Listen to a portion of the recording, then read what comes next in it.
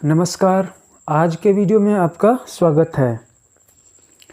जब जन्म कुंडली में दूसरे भाव का स्वामी 11वें भाव में बैठा हो और इस 11वें भाव का स्वामी दूसरे भाव में बैठा हो तो जातक बहुत बड़ा बिजनेस करने वाला होता है। इसी प्रकार जब पूरी कुंडली में मर्क्यूरी का संबंध, बुध का संबंध दसम भाव से होता है, चाहे दसम भाव यहाँ बैठा, दसम भाव में बुध बैठा हो या दसम भाव को दृष्टि डाल के देख रहा हो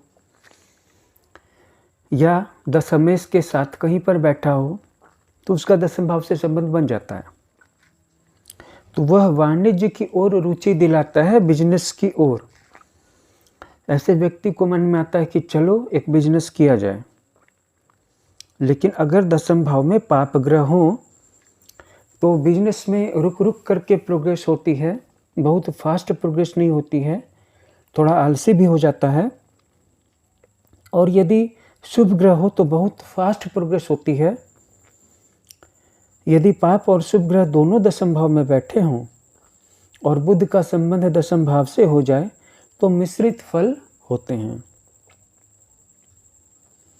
अब देखिए एक और योग कि यदि जितने भी प्लैनेट्स बैठे हैं वो आपस में त्रिकोणस्थ हों और लग्न में कोई भी ग्रह न हो तो जातक खेती के द्वारा जीविकोपार्जन करता है।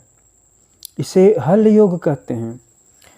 याद रखिएगा कि इस योग में ये जरूरी नहीं कि लग्न, पंचम और नवम में ही सारे ग्रह बैठे हों।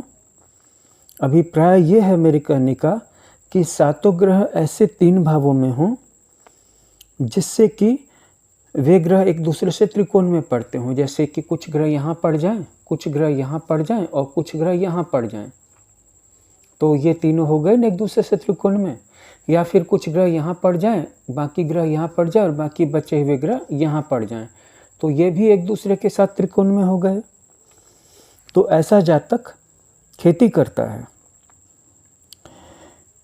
तो इस योग की एकमात्र प्रीरिक्विजिट शर्त ये है, प्रीकंडीशन ये है कि इस योग में लग्न में कोई भी ग्रह नहीं होना चाहिए, क्योंकि लग्न में कोई ग्रह हो तो वो उसके दिमाग को फेर देता है, उसके डिसीजन को प्रभावित करता है, जिसके कारण कि वह सिर्फ खेती से बंद करके तो नहीं रह सकता है।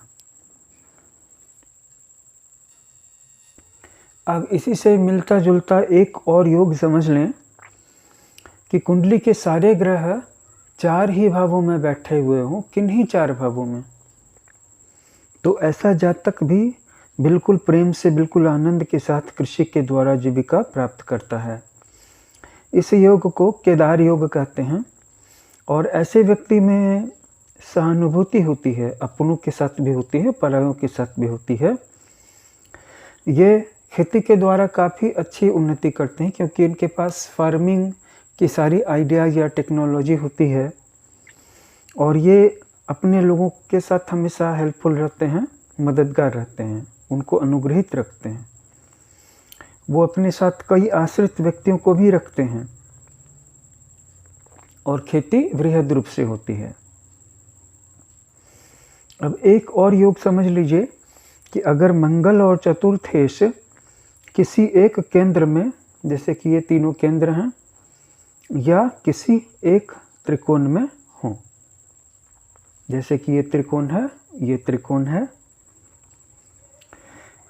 इसके साथ साथ ये भी है कि मंगल और चतुर्थेश अगर केंद्र और त्रिकोण में न हो, 11वें भाव में ही हों। और जो दसम भाव का स्वामी है, जिसे दशमेश कहते हैं, उसके साथ शुक्र और चंद्रमा हो, अथवा शुक्र और चंद्रमा की दसम भाव पे दृष्टि हो, ऐसा जातक भी कृषि के द्वारा धन प्राप्त करता है। और उसके पास गाय, भैंस जैसे दुधारू जानवर, दूध देने वाले जानवर ज़्यादा होते हैं और वो गायों की डेयरी भी करता है, यानी कि डेयरी का उत्पादन, मिल्क का उत्पादन। तो आज के डिस्कशन में हम लोगों ने जो चर्चा की वो मुख्य रूप से ऐसे ग्रहों से संबंधित थे जो आपस में त्रिकोण का योग बनाते हैं, या द्वितीय और 11 का एक दूसरे में एक्सचेंज हो, या सभी ग्रह 4 भावों में सिमट जाएं, या फिर सबसे आखिरी वाला योग जिसमें कि मंगल और चतुर्थेश किसी केंद्र में हो, किसी त्रिकोण में हो या 11वें में हो, और जो दसम भाव का स्वामी दशमेश है उसके साथ शुक्र या चंद्रमा हो, अथवा दशमेश पर या दसम भाव पर शुक्र और चंद्रमा की दृष्टि हो, तो जातक कृषि से धन प्राप्त करता है। उसके पास दुधारू जानवर ज़्यादा होते हैं, वह दूध का भी व्यवसाय करता है। तो एक खास टाइप के वीडियो में हमने एक खास तरह के प्रोफेशंस को, व्यवसायों को सीमित रखा है। अगले वीडियो में दूसरे तरह के व्यवसायों का निर्धारण करेंगे कि वो कैसे होते हैं, कौन से ग्रह योग ऐसे किन ग्रहों का संयोग बनता है या ग्रह संयोग का निर्माण होता है जिसके कारण कि व्यक्ति दूसरे तरह के व्यवसाय या दूसरे तरह के बिजनेसेस को करता है। तो सरल भाषा में समझाए गए इस वीडियो को आप एक छोटा सा लाइक कर दीजिएगा और शेयर कर दीजिएगा। Thanks for watching.